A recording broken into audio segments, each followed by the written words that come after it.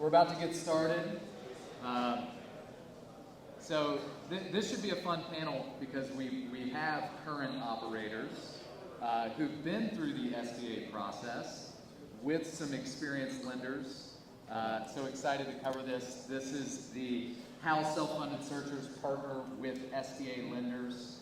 And just to kick things off, I want to have everybody get a chance to give you their background so that we can kind of set the scene. And then we're going to dive into some stories of broken deals, of walked away from deals, and of closed deals. So why don't we start, Matt, with you. You can talk about your background and then your client. Yeah, that sounds good. Thanks so much, Drew. So Matt Dolsky with Byline Bank. I'm an SBA lender there. Been there for, it'll be 12 years next month. I can't believe it's been that long. And at the start of my career, I did all sorts of different kinds of loans. Startups, expansions, real estate deals, and then probably 5 or 6 years ago really started to focus on self-funded search. I accidentally stumbled into my first search deal, and then, it's just kind of funny how life goes. Now it's all I do. So starting about 3 years ago, I formally started the self-funded search vertical within our bank. And so now this is my whole world, doing self-funded search deals. So I'm super excited to be here. My third year on the panel, so in some ways it kind of feels like old hat. And really excited to be up here. We've never done this before, and this is really cool. I think you guys should get some real nice benefit out of this. Introduce my client, and then we'll go around the horn. But Justin here. Yeah, good to be here. My name's Justin Oldroyd. I just recently closed on an acquisition a couple months ago after 2 years of searching as a self-funded searcher, and had a couple of close deals that got close, and we'll talk a little bit about that. But prior to search was in private equity, and yeah, we've been working with Matt closely for most of the time searching, and have had a great relationship and partnership, so excited to talk more about it. Great. Nick, you want to kick off over on your side? Yeah, so I'm Nick Pavlik. I'm with Huntington Bank, SBA lender. My career path kind of took a twist. I was in the Army for 12 years, public affairs, broadcast journalism, combat photography, and then did that for 12 years and got out and actually worked for the SBA for a few years, which was an interesting experience. And then ultimately it led me to Huntington Bank, being a large SBA lender. And so I started doing corporate communications first, and then slowly transitioned over to business banking, was a business banker in Columbus, Ohio, and then ultimately moved over to our national SBA team, and been doing that for the last 4 years. So it's a great space to be in, work with a lot of really great folks, searchers and buyers, and one of them is sitting next to me, so I'll hand it off to Landon. Hi, Landon Hawk. About 2.5 years ago, I purchased my first business with an SBA loan from Nick. It's a pallet manufacturing company here in Dallas. And prior to that, I'd been in oil and gas business for about 10 years, in a major and then a PE-backed startup. After we sold the startup, took a little bit of time off, had a couple friends that were looking at buying businesses, and I kind of got into that with them. And then, put a couple offers out. And then, but when I found, the company that I ended up getting, I actually felt like I kind of knew right from the start, this is what I want. And I like the company, I like the seller, and yeah, linked up with Nick and closed on it pretty quick. Awesome, thanks guys. So one of the first topics I wanted to cover, because it's something that is a hard thing to figure out, is when and how to walk away from a deal, and when to decide that you're going to commit. And for those that have been under LOI or thought about that middle exercise of going through LOI and getting to that place where, okay, I'm going to close. By then, you've probably incurred some expenses, and it gets harder and harder to walk away. And Justin, you had a deal before this deal that you closed that happened. You got further along in the process and you had to walk. Share with us, like, what was that a tough decision? What went into it? Why did you decide to walk? And I think what we try to do is bring some unfiltered perspective here of, like, you know, some of these gut-wrenching kind of decisions when you've got thousands of dollars of your personal money you're putting into a deal. Justin, kind of kick us off with your deal that you walked away from. Yeah, happy to share. So, yeah, incredibly hard and difficult process. And I think, you know, happy to share a little bit more context on the specific situation. Because a lot of times, I think in a typical deal process, right, when you're early on, under LOI, do a QOV, have some findings, it's actually, I don't think it's that painful to walk away at that point. But the deeper you go, like you said, the more painful it is. And this particular deal, it was a telecom service provider that I, you know, fell in love with early on in my search, and hit it off with the owners. The private equity firm I had worked at had looked at a deal in the industry, and so I had like some proprietary industry research that, you know, actually built some confidence in kind of a thesis. There was a gap in price expectations with the seller, what they wanted to sell for and what I thought it was worth, and so it took more than usual. But so it just, you know, we built a relationship over a long period of time, and from first meeting them to going under LOI was probably 9 months.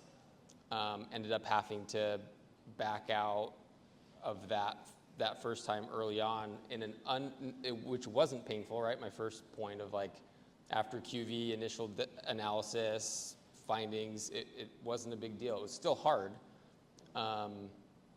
But the next year, the business had grown. I got it even at a lower price and was really excited about it.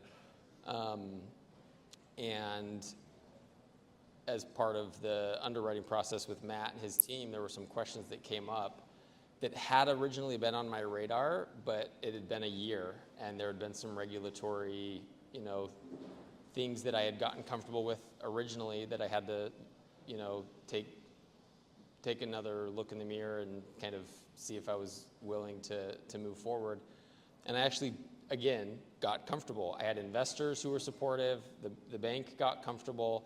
So we went into underwriting and started accruing the legal fees and documentation and all of that.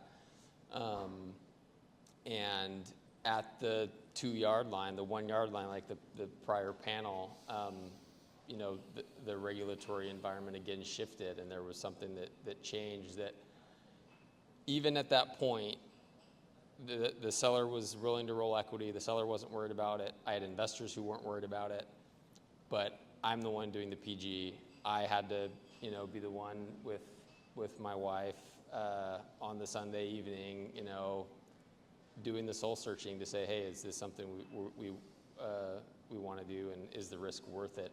And ultimately came to the decision that it wasn't. And that's hard to do. Probably the hardest, you know, the diligence expense is hard. Starting over the search is hard. But just as hard as that for me was, like, I had built a really good relationship with these sellers, and it was obviously really disappointing for them as well. And so just all in all, you know, a tough decision, but I think as I reflect on that, one of the lessons learned is, and it was mentioned by Brent today, and this is something that helped me through the process, is you'll never regret not doing a good deal as much as you'll regret doing a bad deal, right? So where was I willing to, you know, what side of that equation did I want to risk? And then also just, you know, trusting myself, like, even though I have investors that are still supportive, and even though I can make a case for why it's going to be fine, at the end of the day, I'm the closest to the information, and I need to make the decision, and just owning that. No, that's awesome.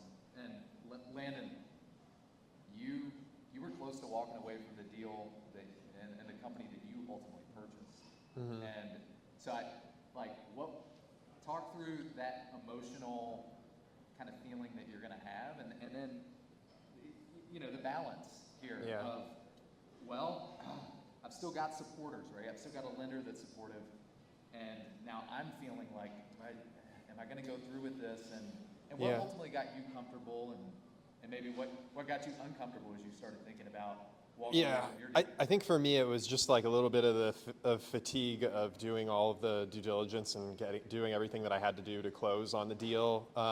There were just a lot of little things that would pop up, and it's like, okay, I budgeted, the price that we agreed to, it assumes that there's a couple things that are going to go wrong. I built in a little bit of contingency, but there's like, you have to get a lot of things lined up before you close, like things like insurance, and my insurance ended up being a lot more than the existing owners because I was a new owner, and I hadn't budgeted for that. There were a lot of like little things that I didn't budget for that.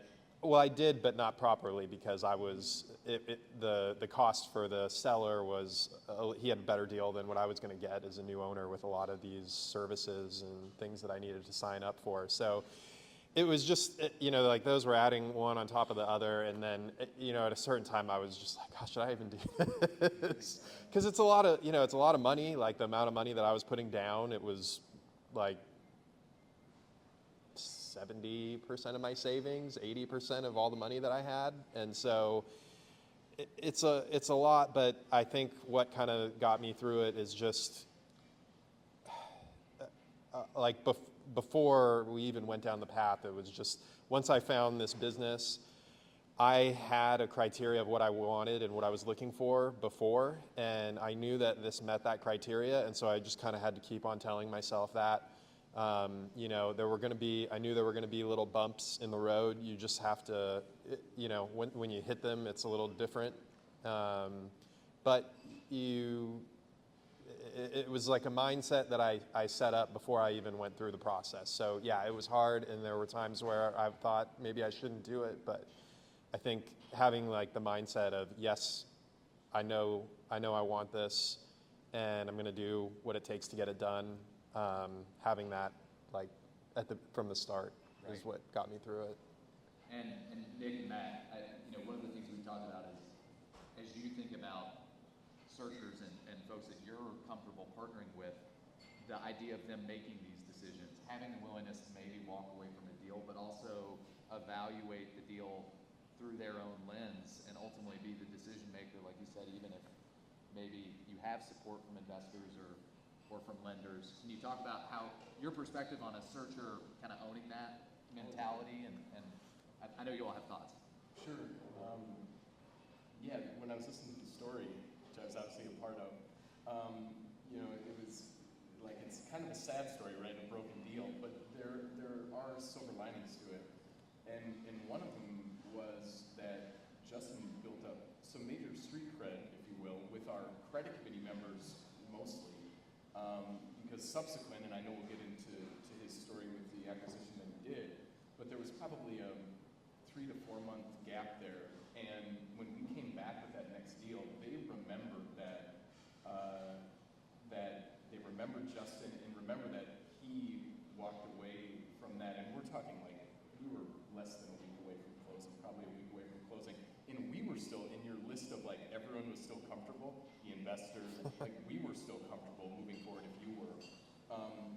And there's a perception, although I think it's incorrect, from our committee that, well, people are just going to lean on the bank for their due diligence. And if the bank says fine, then they're going to go ahead and close the loan and then and not really give it that hard additional look that Justin and Landon, you guys are talking about. So it absolutely made a difference in the next deal. So I think, you always want to look for like a silver lining in that scenario. And it for surely made, getting Justin's next deal done just a little bit easier. So I think there's some positives that can be taken away from it as well. Yeah, it's funny you mentioned that, because Nick just told me that last night for the first time too, is that for me, when I was trying to get an SBA loan, I thought, okay, the bank's going to be looking at the financials, the deal. I didn't realize that there's a pretty big chunk of the bank's decision is their confidence and faith in the actual person and like their experience and how they act and how they respond to, you know, the things that you need and the questions that you have. That's probably a takeaway maybe for some people, because I certainly didn't realize the importance of that going in. Look, it's a huge sign of confidence, right? Confidence, business acumen, and because if a buyer can identify red flags on their own, and it shows that they're doing their due diligence. And look, a bad deal for the buyer is a bad deal for a bank ultimately. So identifying those things on your own is a great sign to us that you are ready to step up and be a business owner. And yeah, so I mean, it's a great sign, because a lot of times, you know, buyers, especially if, you know, there's not a lot of opportunities out there, they get married to this business, right? And they want to buy it and they'll do anything. And they'll look past the, you know, the red flags because they don't want to have to start the search again. Well, just because it's the only one out there doesn't mean it's the best decision. So, Right. Drew, just an addition on that Yeah. point. I think oftentimes, you know, you talk about what you learned, you know, after the fact in conversation about, you know, kind of what the bank was really looking at. I think searchers oftentimes underestimate how big of a part they are to the deal. Like, we are cash flow lenders, and cash flow is very important, but by the time that most folks bring a deal to us, you guys have figured out the cash flow. And it's pretty rare that I would have a searcher bring a deal that we start talking about on an upfront basis where like the cash flow is just way off. And so when I'm in the credit committee, the biggest thing that we talk about is the buyer. Like, without question, the biggest thing. So just to kind of hammer, you know, that point of your experience, your perspective on the deal really matters. I think I asked you at one point to like, can you give me a one-pager about why you love this business and why you're a great fit for it? And I'm going to slide that right into our you know, with our underwriters. So don't underestimate that. Like, you and your experience and your thoughts and your perspective on the deal matters a lot and will mean a lot in the loan process from underwriting to closing and then beyond. Well, it's a good transition, because one of the things that we talked about Landon before was, like, because clearly you had confidence in Landon to get the deal done and confidence in him as a buyer. And yet, you know, as the buyer, you still have uncertainty and feelings of uncertainty, and at times feel like you're flying by the seat of your pants, right? And so, like, the timeline from start to finish, you sign the LOI, there's often this moment of like, okay, now what? And in what order, right? And so, like, can you talk a little bit about how you felt with the list of tasks and the number of things that you had to get done specifically? Like, Yeah, there are a lot of things that you need to get done, and you find that out from, there's not a list that you can go find somewhere. You find it out from different people. You find it out from the seller, you know, what you have to get signed up for. The bank has their own list of things that they need. And then hopefully you have a good business attorney. But those are the three places that I looked. But yeah, I mean, part of my for your business too, because there were certain unique parts in your business. Yeah, like, I mean, my business, we do our own delivering, so it came with like 5 semi-trucks and a bunch of trailers, and we do all of our deliveries, and I had to get signed up with the DOT and Texas DMV, and there's a lot of regulatory stuff, and yeah, it can add up, and there's no like guidebook necessarily, so. And Nick, I know you have thoughts on sequencing of those closing tasks. How do you think about it from the lender's view?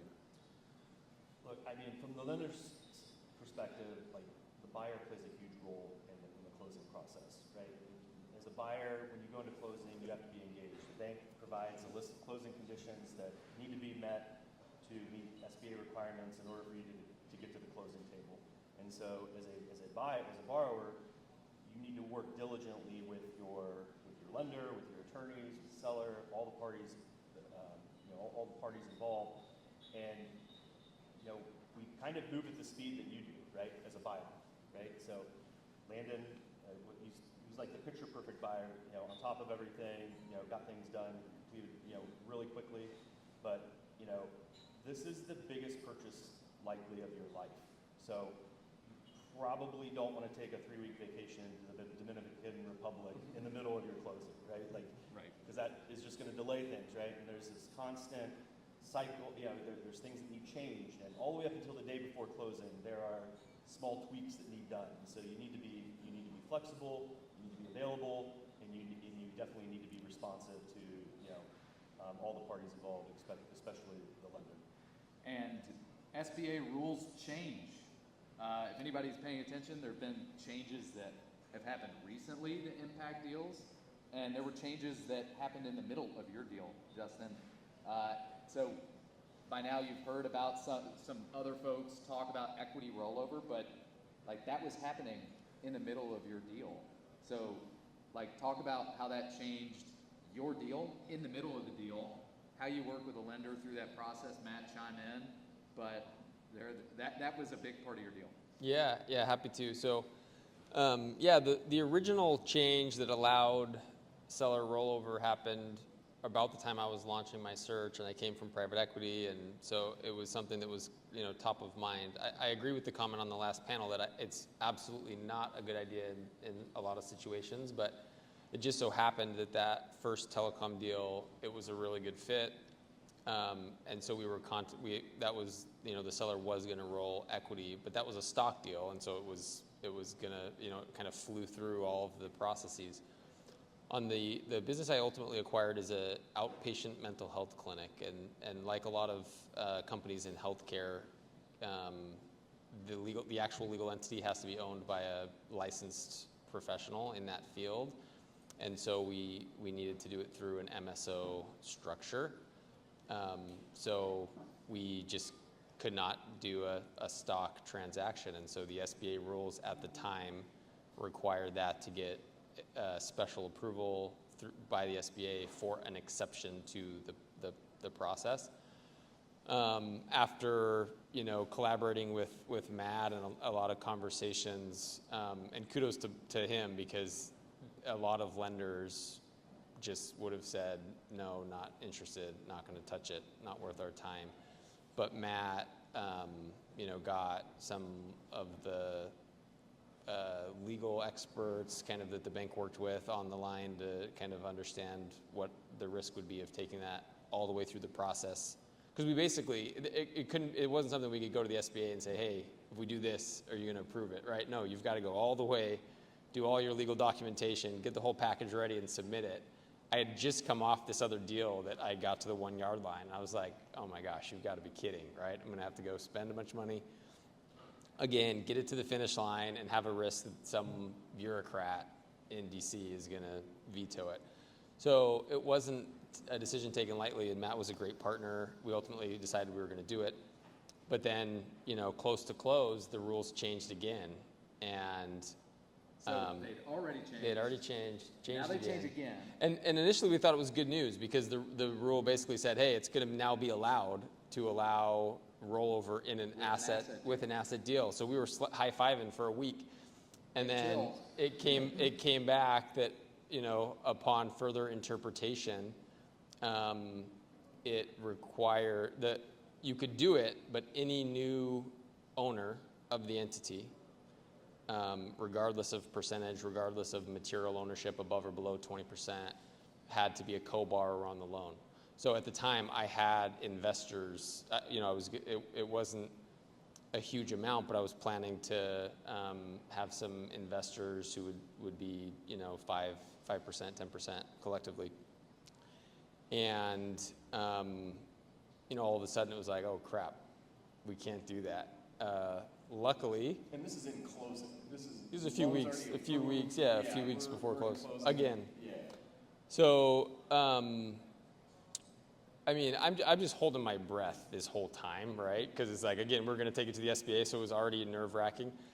Luckily, I was able to pull together the equity and do it myself. If it had been a larger deal, it would have been dead in the water, right? If I had to raise $1 million, I wouldn't have been able to do that personally. But luckily, I was able to pull it together and still pull it off. But I think it does just speak to the fact that things can change. You have to kind of go eyes wide open, and it helps to have a lender who's up to speed, up to date, and kind of is able to, be a close partner working through some of the nuance of the SBA. But Matt, you're in closing, so like, how's the bank thinking about all of these changes that are happening, and you're going one direction, now you're going another direction? Yeah, it's tough, but it can be done. And every loan has changes in between approval and closing. We have a document that tracks all the changes that we sign off on right before closing. We call it an amended authority that memorializes all those changes. But some of them are just more material. And in Justin's case, they were more material. And the way that we approach it and the way that I think about it is, it can affect the cash flow somewhat. It can't kill the cash flow, but if it doesn't really materially change the cash flow or the spirit of the approval, and an example of that would be like if we thought it was really necessary for the seller to be involved in a rolled equity or retained equity situation, and then all of a sudden they said they weren't going to do that, like that would be a very material change to the spirit of what we approved. Then we're pretty flexible with rolling with that in closing. So I think the key thing to think about is if you are working on a deal and there's changes, whether it be all of a sudden the seller comes back and says, well, I agreed to that 2-year standby, but now I want it to be 1 year. And that may, depending on who you're underwriting with, that may change how they calculate cash flow. And so that could have, those kinds of things can affect the deal, and I would think about it in a materiality of cash flow way, or like I said, if it's different than the spirit of the approval, your lender's probably going to have an issue with it. But I think for the most part, I think most good SBA lenders know that, in institutions, because it can't just be me, it's got to be the institution that's behind me, understand that there's going to be changes, and if you want to get loans closed for people, that you need to roll with it a little bit. Right. Well, I mean, it kind of leads to the big unexpected changes that happen in a deal. And Landon, I know one of the unexpected challenges that came up in your business was working capital. And then it maybe required some flexibility, Nick, and some of the structure. Yeah. So do you want to talk about that process? Yeah, sure. I mean, like I said, it was my first time, so I wasn't anticipating everything. I knew that I was going to need working capital once I bought the business. But, for a lot of my search, I was just like, okay, how much cash can I put in? And then what's that down payment allow me to buy? If I put 10 down, like how big of a business can I buy? And the working capital, like I knew it was going to be an issue, but it was kind of like, worry about that when the time comes. But yeah, luckily, I mean, this just goes to show you, you want to go with a SBA lender that is experienced and knows what they're doing. But Nick kind of already had that built in. We had a little bit in the permanent financing, and then we got a letter of credit pretty easily towards the end there. But yeah, like a week before I started thinking, okay, my customers, they're on 30 days payable, all my vendors, they're on 30 days payable, but then payroll, that's not 30 days payable. You got to do that every week. And so, and a couple other things too. And it was just like, okay, I could, like right at that 30-day mark, I could be like stretching myself pretty thin, but we built it in, and I paid it down in a few months, the letter of credit or line of credit. So yeah, it worked out. So, but Nick, when there's so it sounds like you just kind of anticipated this, and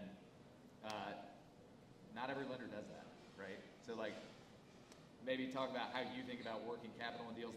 That's something that comes up a lot in these search deals, is the working capital dynamics, and especially early in the process, a lot of brokers aren't providing searchers with enough information to get their arms around working capital early in the process.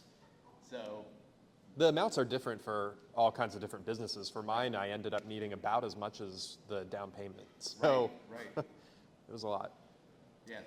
Yeah, I mean, you can never underestimate the working capital you need. In fact, if you estimate a number, I juice up a little bit because there's unexpected costs, and unless you're doing like you can do Q of E to figure out real working capital needs, but if you're doing it yourself, you really have to look at the financials, cash flow cycle, and figure out how much I'm going to need on day one. To your point, doing payroll and understanding the receivables and payables. And so, we try to do, we give every SBA borrower a line of credit, right? And build in that permanent working capital, which just goes into your account, your business checking account on day one, so you've got cash. It's not every deal comes with cash, right? So Right. you need to operate on day one. How are you going to do that without the necessary, cash? So that's try and build that up as much as possible. Just was going to follow up on that. I would say for the searchers out there, don't be afraid to advocate for your idea of what proper working capital is. And there's people that I could bring up here that would tell you, that we closed a loan and they wish they would have gone for more working capital and they wish they would have pushed harder on us for more. Because we have our ideas about working capital, but to Landon's point, and for your business in particular, but for most acquisitions, I feel like it's such an important thing. And so, advocate for yourself for working capital. That would be my message to searchers. Perfect. And as we're talking about things that were unexpected, Justin, one of the things that you shared on our kind of pre-call was the proof of funds concept with investors. So I don't know how many folks are familiar with this, but there's a process for that. What did you experience? The more you can share, the better there. Yeah, so, and this was actually, like I just mentioned on my deal, ended up not being able to have investors, but about 7 or 8 months prior, I have a partner who did another acquisition in the mental health space, and I'm a minority owner, and I was part of that fundraise. And Byline has since changed their policies on what was required, but at the time they had to basically season any equity that was coming in, had to look at 90 days of bank statements and just make sure that there wasn't any, I think part of it is like, clean and there's no money laundering or fraud or anything. So we had probably 4 or 5 investors, and it just ended up being a really painful process for different people, for different reasons for different people. But one of our investors was a high net worth, private equity leader who I had worked with in private equity, probably worth hundreds of millions of dollars, and had done very significant investments. This was his first time doing an SBA loan. And just to put it into context, like when I gave him term sheets and the operating agreements and legal documents, he was just told me, hey, this is I trust you deal, like didn't read any of it. So it's just like not really worth his time to get involved. We were working with his wealth manager, and there was enough, that was a painful enough process, and I was very sensitive to that relationship. And from him and others, it was just a really, really painful process, and I wish I would have known that and prepared them for that. Like I said, it's... And maybe you could talk about specifically what we were asking for and what we had to get at that time. Yeah, so he was investing out of a trust, right? Family trust, different legal entities, different names, and they were basically wanting to do a colonoscopy on his hundreds of millions of dollars of assets or whatever, right? Like I wasn't involved in everything, but you can see for someone like that who probably does multi-million-dollar investments with a simple signature, how a few $100,000 with a much higher level of scrutiny. He sits on public boards of publicly traded companies, SEC accredited. He's like, what is going on here? And it's not great to feel like you're putting someone through that who's basically doing you a favor. And so, just good to know. So then how would you set expectations? Like for folks who are thinking, I'm going to go raise equity, and maybe it's people that are familiar with self-funded search, that's great, they'll know this. Or maybe it's a rich uncle Right, and who's yeah, going- it wasn't only, that's one story, but there were a couple of others, right, who it was their first time. One of them's here, Sean, he went through the process. And so, yeah, I think it's understanding from your bank what's going to be required. Because like I said, Byline's changed their policy. It's 30 days now. It's a lot lighter. Just understanding what's going to be required and setting those expectations and building in timeline. So actually the best part of the story that I didn't mention is we thought we had budgeted plenty of time, but there were enough questions, right, and going back and forth with his, getting the documents or whatever for the legal entities and the equity stuff, that we got delayed a couple of weeks because of this. We had already scheduled the employee announcement. The seller was flying in from out of state, didn't want to cancel the trip. So my partner who closed the deal, they held that employee announcement before the wire went through. And they were just kind of sweating bullets, and I think it came through like at lunch that day. So yeah, just build in plenty of time in your timeline for close. Make sure you're working really closely with your lender and just plan on things coming up. And another, not equity related, but on the deal I ended up closing, it's like the week of, it was a very similar situation. We thought we budgeted enough time, sellers traveling in, I'm flying in, we're gonna meet the manager, whatever. And it just, delays took longer than expected. One of the things that came up was there was like a typo in the lease agreement. And in order for it to be SBA compliant, like we had to get the landlord to, clarify the typo and re-sign the documents. So you had to go back to the landlord. Yeah, Get the like landlord to over the agree. weekend, right? So an institutional landlord that's like an asset management company. So it was like we're sweating bullets because we have Landlords to move get the super signature. Yeah, exactly. So things are going to come up. Budget time. Yeah, I think part of this is that, and we probably talked about this at one point in time, but no matter how much documentation and back and forth you anticipate with closing, it's going to be a lot more. Like those last 10 to 15 days prior to close, like there's certain things that you just can't do ahead of time, and the cadence of it just has to happen.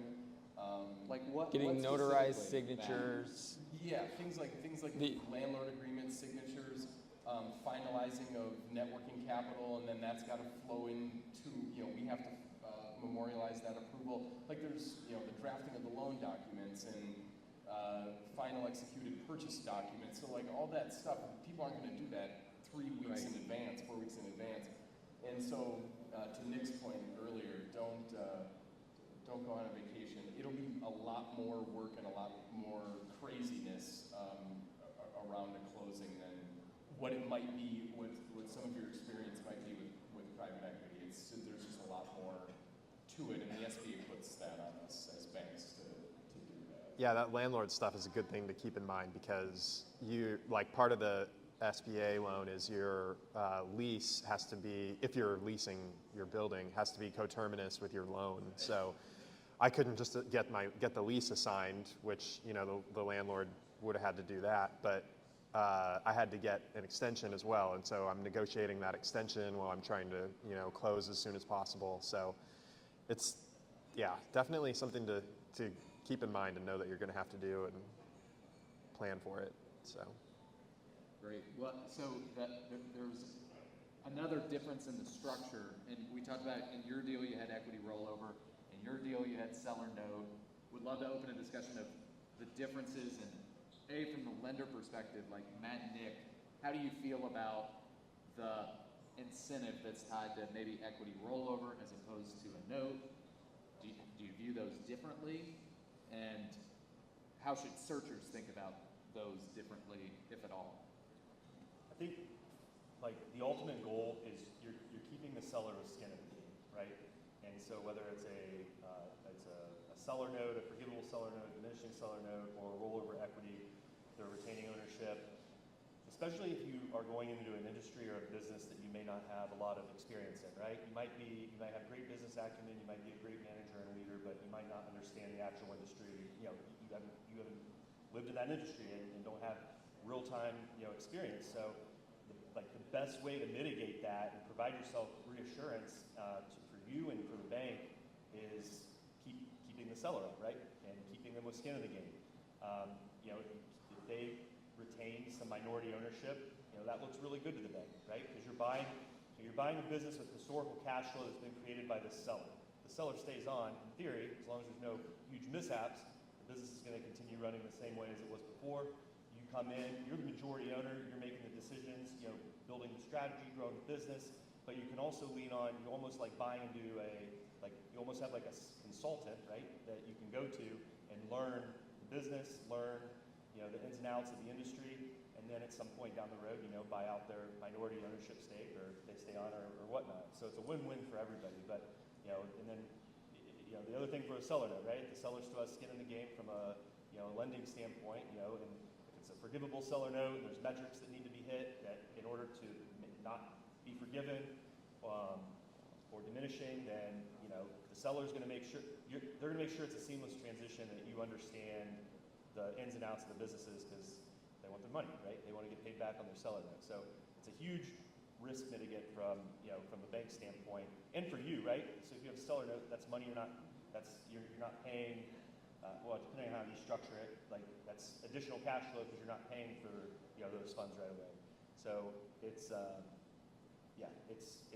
huge advantage for a borrower to implement either of those. Anything to add? Yeah, all great stuff. I would just say that when we miss, it's the seller. Oftentimes, the most often, it's issues with the seller post close. And so, anything that you can do to keep the seller on your side and engaged in the business and engaged in your success, you're gonna do yourself a lot of favors with that. Awesome. All right, well, we do have happy hour coming up, so I want to leave a little bit of time for questions, but I also want to leave with just kind of a final question of, if you, and this is more geared, Justin and Landon, to you, but I'd also, Matt and Nick, love to hear your perspective. What, if you had to, going through this process now, and you had to leave the audience with one thing that, gosh, here's what you ought to think about or remember, or that I think about from having gone through this process now, that maybe I wouldn't have thought of, even having done a lot of research, even having thought a lot about taking out an SBA, knowing the rules. What was unexpected, or what should they walk away remembering? Yeah, I think for those who are self-funding a search, especially if you're full-time, I would just say budget more time than you think you need overall for your search, budget more time for a deal, and more money. So I think it's just be conservative and give yourself time, and work really closely with your lender to avoid as much as you can. Lost time. Time's your most precious resource. And I'd also say, as hard as it is, and I've done a bad job of this, but I did a bad job of this, but try to keep your pipeline going even when you're under LOI and doing diligence, because you never know what's going to happen. Because you might walk, or and then you lost 4 months. So. Yeah. I'd say just talk to lenders early so you can get an idea of what you're going to need to give them, and you can start asking, once you've got an LOI ready to go, you can tell the seller exactly what you're going to need, and I think it'll just make for a smoother process starting early rather than later. But also I'd say too, as far as picking an SBA lender, I talked to a couple when I was looking to purchase my business, and I think that you want somebody that does a lot of them. For me, I mean, I know Nick does a ton.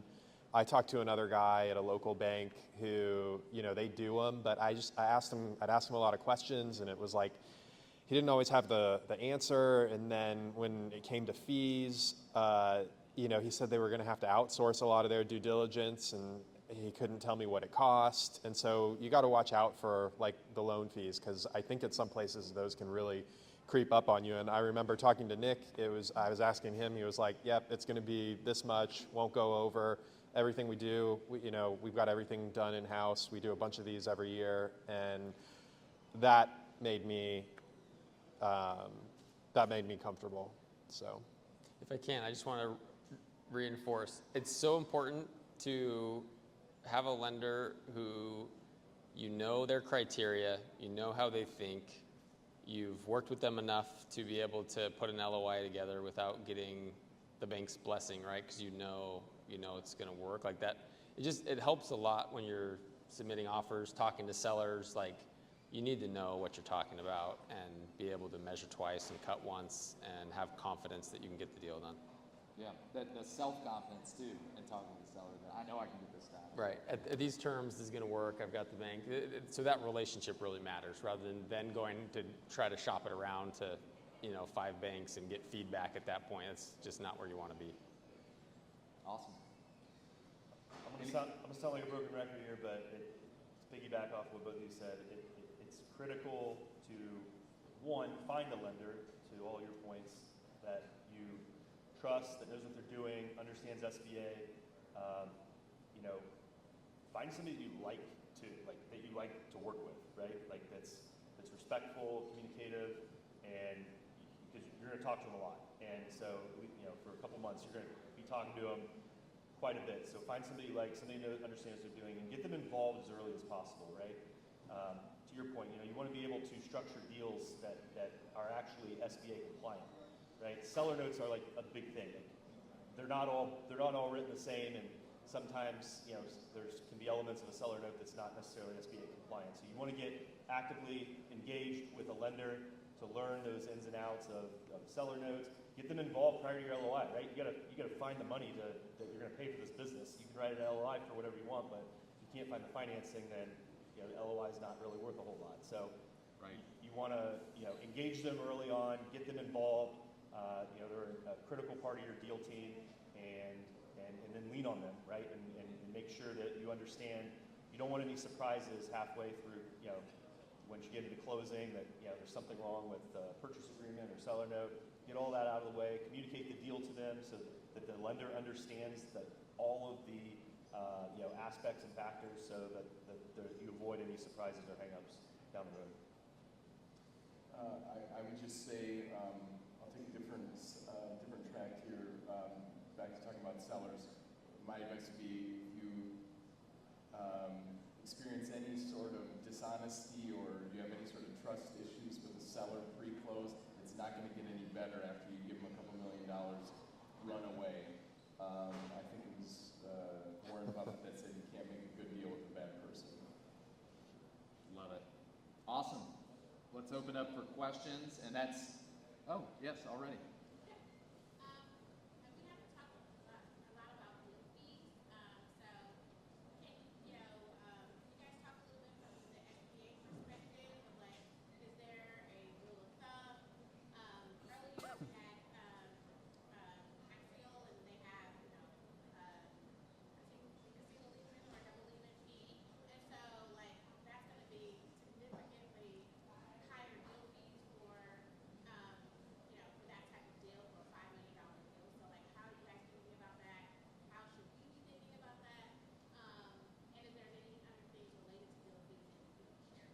Okay, so just to repeat the question was mostly about deal fees, how you think about deal fees, and in particular a mention of something like Axial, which is a platform where they charge a fee to the buyer, and then how do banks think about rolling that kind of fee into the loan structure? Is that permitted? Is that not permitted? Is that a bank-specific issue?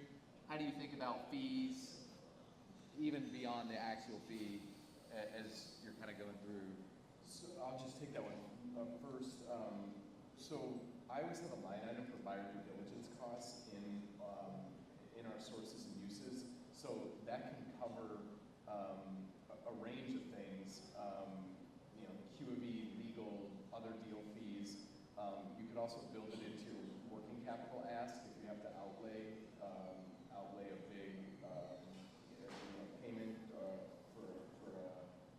like a buy-side fee or something like that. So that's how we typically handle it, is either within working capital or within what I call buyer due diligence line on the sources and uses.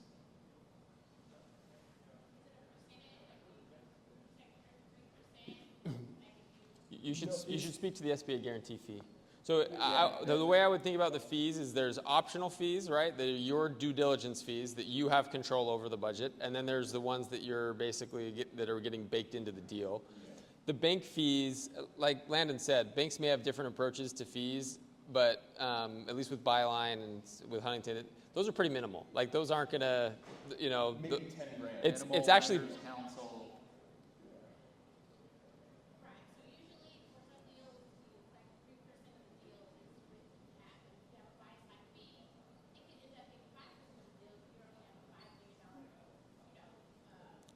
Yeah, you've got to budget it in. I think you've got to.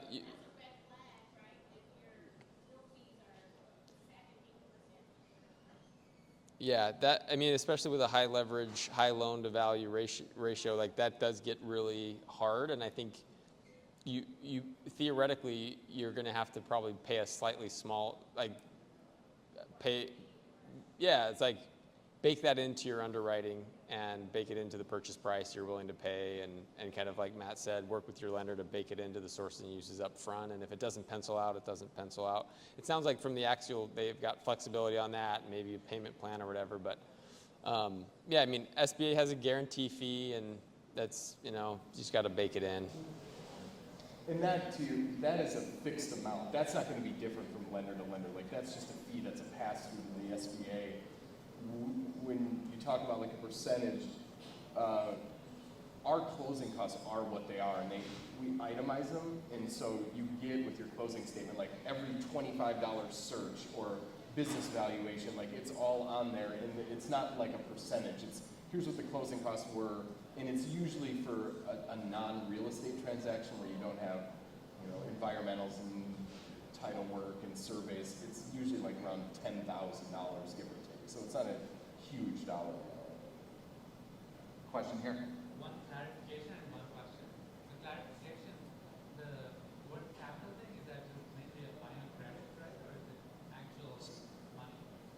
Sorry, I didn't hear that exactly. Working capital, is it a line of credit or actual cash? Oh, right. Okay, so maybe that's excess cash to the balance sheet or line of credit question.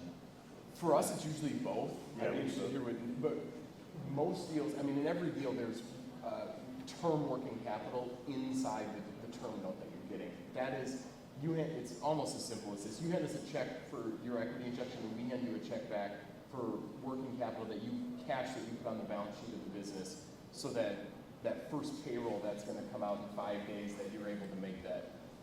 Typically, we provide SBA Express lines of credit that also go along with the term loan that we're giving, and that is an undrawn at closing line that you can then draw on after the fact for subsequent working capital. Yeah, it's both working capital. There's two different kinds of it, and most deals have both. Yeah, it's always cash to the balance sheet, right? And optional is if you want a line of credit, you can get a line of credit. And remember, a line of credit versus permanent working capital. You're paying principal and interest on the permanent working capital after closing. On a line of credit, you're paying interest only for a certain period of time, typically 5 years, and then typically a 10-year term. First 5 years is interest only if you use it. So you don't pay for the line of credit unless you actually draw from it and you start paying it back. The other question is, speaking of the buyer credibility part, how do you think about that for an independent sponsor type deal where they're looking to place a different operators there? How do you? Oh, that's a good question. Okay, so the question was, how do you think about credibility of the buyer with respect to the bank relationship in a more independent sponsor style deal where you're having an operator placed? And I guess what you mean more specifically is an independent style deal, but still with SBA debt? Correct. Okay. Like if I bought the company and then hired someone to run it for me. And then, so the guarantor is not the operator? Correct. Yeah. So I can answer that one pretty easily. I've done a few of those deals, and it's usually to people that have very, very high net worths, and so if something happens, we're not worried about the loan. But that's a rare deal. It's not common. We typically wouldn't be okay with that. The SBA program is an owner-operated program, not passive investment income program. anything to add, or do you agree? Yeah, look, if you're buying the business, we want you to run it, right? You're putting the equity in, we want you to be the day-to-day operator. So it's not, the SBA program is not really meant to be for passive run businesses. And more, those type of deals mostly occur with commercial laws. Correct. Is that right? Yeah, that's right. Yeah. Non-SBA, conventional debt's a little different. Yes? What, okay, so the question is, what is the threshold for where conventional debt starts versus SBA? So maybe That's you easier. can talk to SBA maximums. and- Yeah, that's an easier question to answer where the SBA ends, which is at 5 million. We do something that's called pari passu, which we can accommodate larger purchase prices and structures where we can go to maybe 5.5 or 5 3/4 in senior debt. So that's where the SBA ends for us. 5 million is where the program ends. I don't think conventional debt can be any dollar amount. I mean, it's typically just going to look a little bit different than SBA debt, where you're going to have to put a lot more equity in. Like in a typical SBA deal, you might have anywhere from 5 to 15% in equity, where in a conventional deal, you're probably going to put 30 to 40%. I mean, I'm not a conventional lender, so Yeah, keep it 40 on to a grain 50. of salt, 40 to yeah, 50. something like that. And but you probably will also get a much more attractive interest rate, which is a trade-off. But a shorter amortization And a shorter period. amortization, yes. Yep. Nick, I don't know if you have thoughts on that. That's it. One thing to add though is the SBA just changed. A lot of people don't know that. I was talking to somebody earlier and they didn't understand this change. Is that so? 5 million is the cap, but SBA allows now. It used to be $5 million per person, and then you'd have to pay that down to then get another SBA loan. Well, now you can in theory get multiple $5 million loans as long as the businesses operate in different NAICS codes and industries. So you could buy, in theory, a $5 million HVAC business and a $5 million marketing business, right? And now, obviously, you have to meet the requirements, right, of liquidity. You have to have a good management plan, how you're going to run two businesses, post-closing liquidity, all the same things that you would just have in one deal.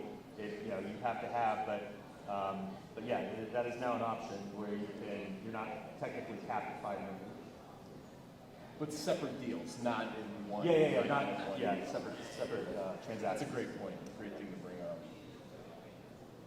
Question. Yes. Is there any policy exceptions available for taking your home as collateral? Oh, okay. So this is a question that comes up a lot is basically, does your home have to be collateral on the SBA loan? And there's luckily very specific SBA rules on this. So Yeah. I don't know, Nick, you want to Yeah. take this one? Yeah, so the SBA mandates that if you have 25% or more equity in a piece of real estate, we have to take a second lien on it. It's the way, with the exception of Texas, with the Homestead Act, we cannot take your primary residence, but we can take your investment real estate. But if you have more than 25% equity in your home, we have to place a second lien on it. Now, if you have, let's say you had a HELOC on your home and it takes that 25% down, or it takes it below 25%, then we would not be taking a lien on it. But if you have the actual equity in your house of 25% or more, it has to be taken as collateral. And just to be clear, that rule can be different lender to lender. So even though they don't have to, certain lenders may still require the home, but it's just not an SBA requirement. If the home is in a Sorry, trust. even if the home is in a trust, was your question? That's a good question. I don't know that I've seen that. I would think yes. You'd still, if it was like your trust or if it was somebody else's trust, and you're living there. Ultimately, it depends on the outline of the trust and what it says, whether it's pledgeable or not. We would have to take the trust, send it to legal, they review it, and let us know if it's to be taken as collateral.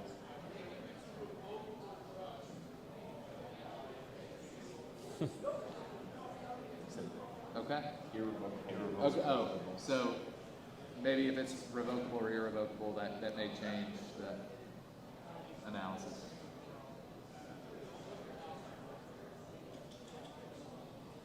Okay. One last question. Are there prepayment penalties Okay, that's an easy one. Are there prepayment penalties in SBA deals?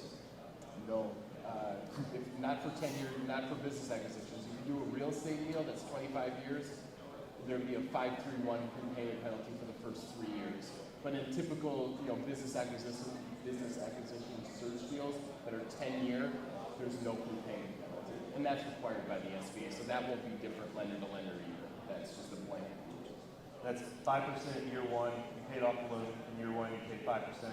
Year two would be 3%. Year three would be 1%. Great. Well, thank you so much. And want to make a quick announcement before we break here. We do have a happy hour upstairs. So please enjoy some beverages. Check out the sponsors. And then there is also a Women in ETA in the Buffalo room. That's not the name of it, but if you've been upstairs, hopefully you know the room I'm talking about. It's the one with the buffalo in it. And then also there are free headshots that are being done upstairs too. So feel free to take advantage of that. And then thank you to our panelists.